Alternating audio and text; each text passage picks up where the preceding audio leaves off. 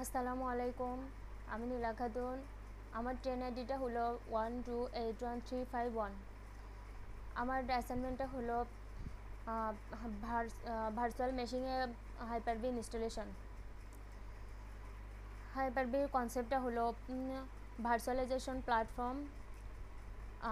আমি যদি একটি প্রজেক্ট তৈরি করতে চাই যেখানে তিনটা পিসি দরকার এবং তিনটা পিসি দরকার সার্ভার হিসেবে এবং একটি ক্লায়েন্ট হিসেবে দরকার। এখন তিনটা পিসি ক্রয় করা সম্ভব না, সেক্ষেত্রে আমরা হাইপার-ভি সার্ভারটা ইউজ করতে পারবো। একটা ফিজিক্যাল পিসির ওপর মাল্টিপল অপারেটিং সিস্টেম ইনস্টল করে ল্যাব এনভায়রনমেন্ট ক্রিয়েট করতে পারবো, যেখানে হার্ডওয়্যার কস্ট কমবে। এতে আলাদাভাবে কোনো RAM, processor, hard disk use হবে না। ফিজিক্যাল পিসিতে যে র্যাম, প্রসেসর, হার্ড ডিস্ক, ওই প্রসেসর হার্ড ডিস্কগুলো ইউজ হবে। আর হলো ভার্চুয়ালাইজেশন হলো একটা ডিভাইসের ওপর যখন ভার্চুয়াল মেশিন ক্রিয়েট করার পারমিশন দেওয়া হয়, সেটা হলো ভার্চুয়ালাইজেশন। ভার্চুয়াল মেশিন হলো সফটওয়্যার কম্পিউটার। ভার্চুয়াল মেশিন যখন হাইপার-ভির ওপর অনেকগুলো অপারেটিং সিস্টেম ইনস্টল করলে এদের মাঝে কোনো কনফ্লিক্ট হবে না, পরস্পরের সাথে কমিউনিকেশন করতে পারবে, সুইচ ক্রিয়েট করে এবং পাশাপাশি অবস্থান করবে। উইন্ডোজ সার্ভারে যখন রোল ইনস্টল করব সেটা হবে হোস্ট অপারেটিং সিস্টেম। আর হোস্ট অপারেটিং সিস্টেমের ওপর যখন ভার্চুয়াল মেশিন ক্রিয়েট করব সেটা হলো guest operating system. Hyper-V machine create করার পর এর ওপর অপারেটিং সিস্টেম ইনস্টল করতে হবে। হাইপার-ভি গেস্ট অপারেশন সিস্টেমের ওপর যেসব অপারেটিং সিস্টেম ইনস্টল করতে পারবে সেগুলো হলো সার্ভার অপারেটিং সিস্টেমের জন্য হলো উইন্ডোজ সার্ভার 2016, 2022, 2019, উইন্ডোজ সার্ভার 2012 আর R2, Windows server 2012, Windows server 2008 R2 ইত্যাদি। আর ক্লায়েন্টের মধ্যে অপারেটিং সিস্টেম হলো উইন্ডোজ 10, যা virtual maximum 32 bit virtual processor use করতে পারবো উইন্ডোজ 10-এর মধ্যে। আর উইন্ডোজ 8.1 এবং Windows 8। Hyper V guest operating system install করতে পারবো, সেগুলো হলো লিনাক্স অপারেটিং সিস্টেম হলো CentOS, রেড হ্যাট এন্টারপ্রাইজ আর হচ্ছে উবুন্টু। আর হাইপার-ভি হোস্ট যখন কনফিগার করব তখন কিছু অ্যাডিশনাল রিসোর্স কনফিগার করতে হয়, যেমন প্রসেসর, র্যাম, হার্ড ডিস্ক। হোস্টের ওপর গেস্ট অপারেটিং সিস্টেম ইনস্টল করব যখন ডিফাইন করে দিতে হবে প্রসেসর, র্যাম, হার্ড ডিস্ক কতটুকু ইউজ করতে চাই। তারপর হলো ভার্চুয়াল হাইপারভাইজার হচ্ছে দুই ধরনের, টাইপ 1 এবং টাইপ 2। টাইপ 1টা হলো টাইপ 1কে বলা হয়েছে বিয়ার মেটাল, নেটিভ অথবা বিয়ার মেটাল। আর টাইপ 2কে বলা হয় হলো হোস্টেড। তো এখন হাইপার-ভিটা ইনস্টল করে নিব।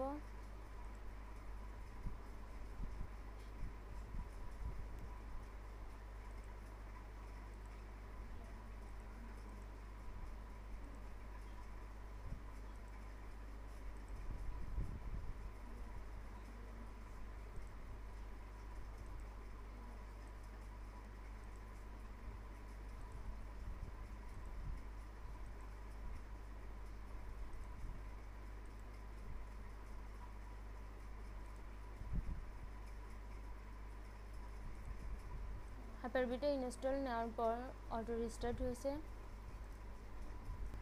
তো ইনস্টল হয়ে আসার পর ভার্চুয়াল মেশিন থেকে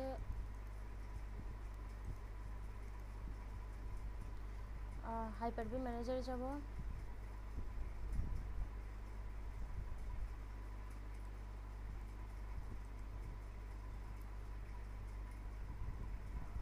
এখান থেকে একটা এক্সটার্নাল সুইচ ক্রিয়েট করে নেব।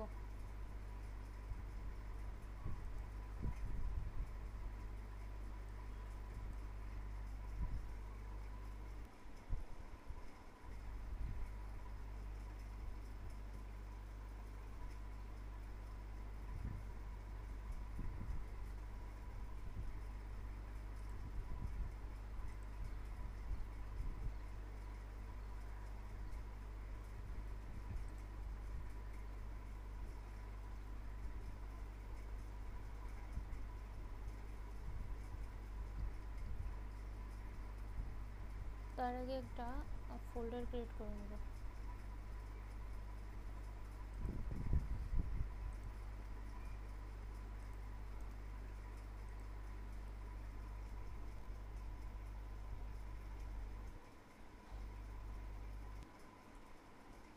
সি ড্রাইভের মধ্যে একটা ফোল্ডার ক্রিয়েট করে নেব।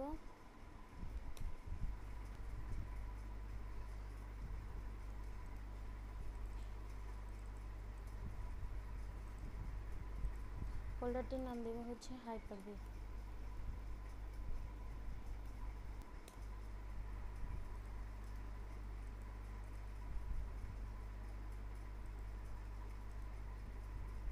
আবার হাইপার-ভি ম্যানেজারে যাব, সার্ভার 3 থেকে নিউতে যাব, নিউ থেকে ভার্চুয়াল মেশিন, নেক্সট এখান থেকে ভার্চুয়াল মেশিন একটা নাম দিব,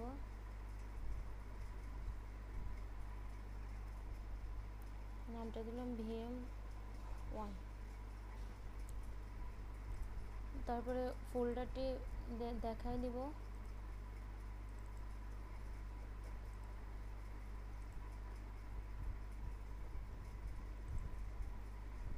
জেনারেশন 2টা দিব, কারণ জেনারেশন 1 হলো 32 বিটের আর হলো জেনারেশন 2টা হলো 64 বিটের গেস্ট অপারেটিং সিস্টেম। এই হচ্ছে জেনারেশন 2টার হচ্ছে ফিচার্স বেশি এবং UEFI পাবো ইত্যাদি, এই জন্য হচ্ছে জেনারেশন 2টা নিব।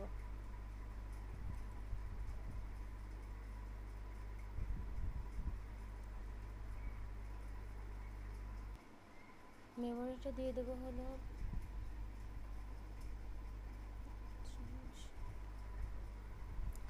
এবং ডাইনামিক দেব।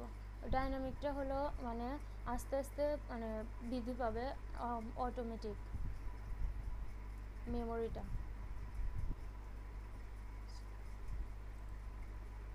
এখান থেকে যে সুইচটা ক্রিয়েট করছিলাম সুইচটা দেখিয়ে দেব, সাইজটা দেব হলো 100,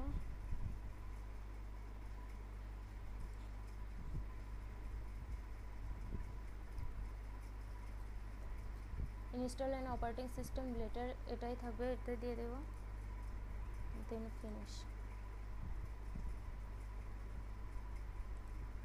এখন VM1 এর সেটিংসগুলো চেক করে দেখব।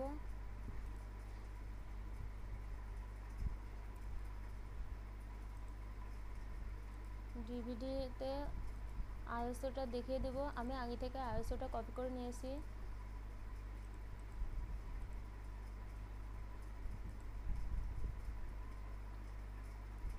ওকে,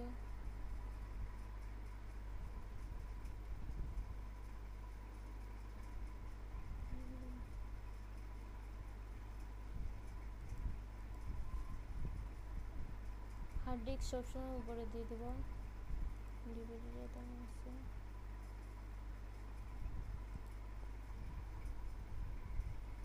আর চেক পয়েন্টটা তুলে দেবো।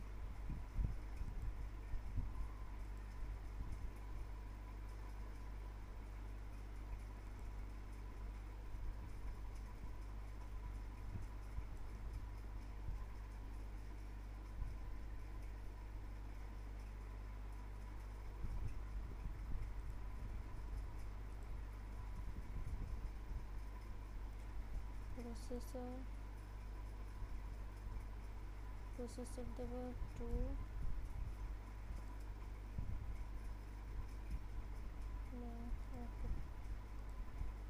এখন কানেক্ট করব, মানে VM1টা এখন চালু করব।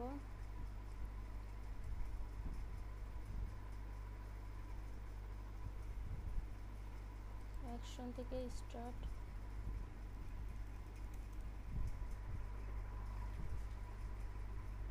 চালু হয়ে আসতে থাক।